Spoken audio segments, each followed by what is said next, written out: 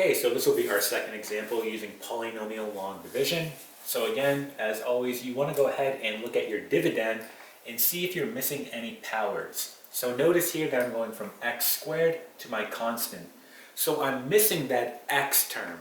So you have to make sure you include that as a 0x when you go ahead and perform polynomial long division. So setting this up, I'm going to have the following. Here's my dividend. I want to go ahead and just include my term, so I have 4x squared. And again, I skipped that power, right, that x, so I have to include that as a 0. So I put it in as plus 0x. Okay? Then I move on to my constant, which is plus 2. And then I go ahead and put my divisor on the outside.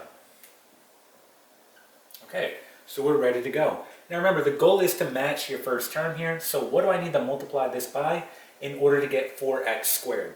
Well, I have to multiply by 4x. So multiply by 4x. So when I do this, I get 4x times x, I get 4x squared. Good, that's your goal. You want to try to match it, and we did.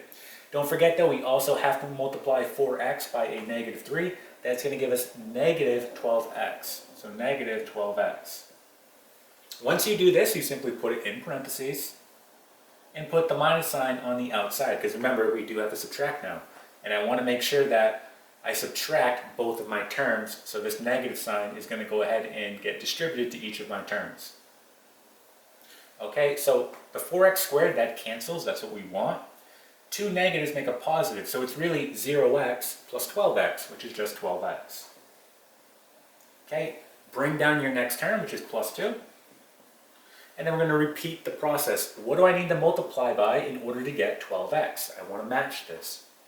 Well, I have to multiply by plus 12.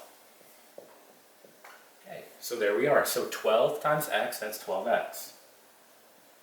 12 times a negative 3, that's negative 36.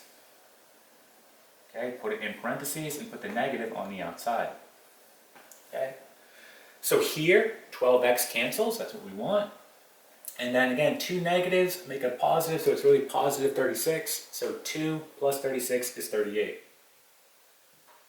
Okay, that's going to be our remainder, 38. So we're ready to write our final answer. So we're simply just going to take our quotient, which is 4x plus 12. Now we have to include our remainder, which is 38. It's positive, so we put plus. And then just take your remainder, which is 38, and put it over your divisor, which is x minus 3.